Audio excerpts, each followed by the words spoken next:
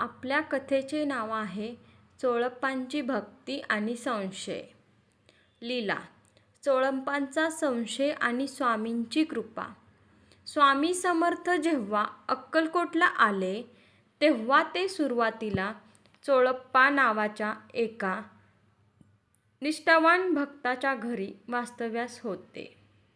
चोळप्पांची स्वामींवर निस्सीम श्रद्धा होती, परंतु मानवी स्वभावानुसार कधीकधी त्यांच्या मनात शंका डोकावत असे. स्वामींनी त्यांची परीक्षा घेतली. एकदा स्वामींना नैवेद्य अर्पण करण्यासाठी चोळप्पाने अतिशय प्रेमाने जेवण तयार केले. स्वामींनी जेवायला सुरुवात केली, पण अचानक त्यांनी हातातील घास बाजूला ठेवला आणि ते रागाने घराबाहेर पडले. ते थेट गावाबाहेरील एका निर्जन ठिकाणी जाऊन बसले. चोळप्पाला वाटले की आपल्याकडून काहीतरी चूक झाली आहे. तो स्वामींच्या मागे धावला आणि त्यांना परत येण्याची विनवणी करू लागला, पण स्वामींनी त्याला झापले आणि म्हणाले, तुझ्या अन्नात विष आहे, मी ते का खाऊ?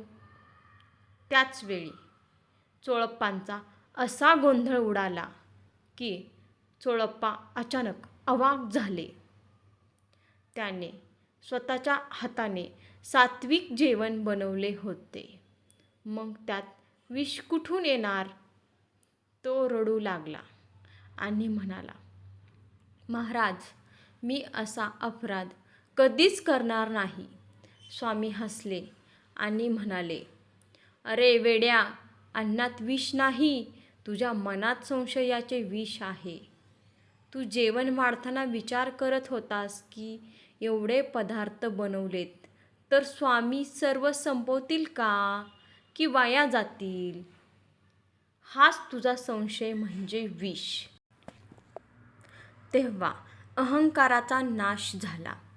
स्वामींच्या या शब्दांनी चोळप्पांचे डोळे उघडले.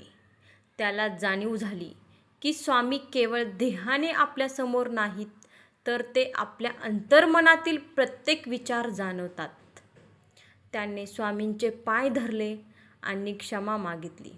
स्वामींनी त्याला प्रेमाने उठवले आणि पुन्हा त्याच्या घरी जाऊन भोजन ग्रहण केले.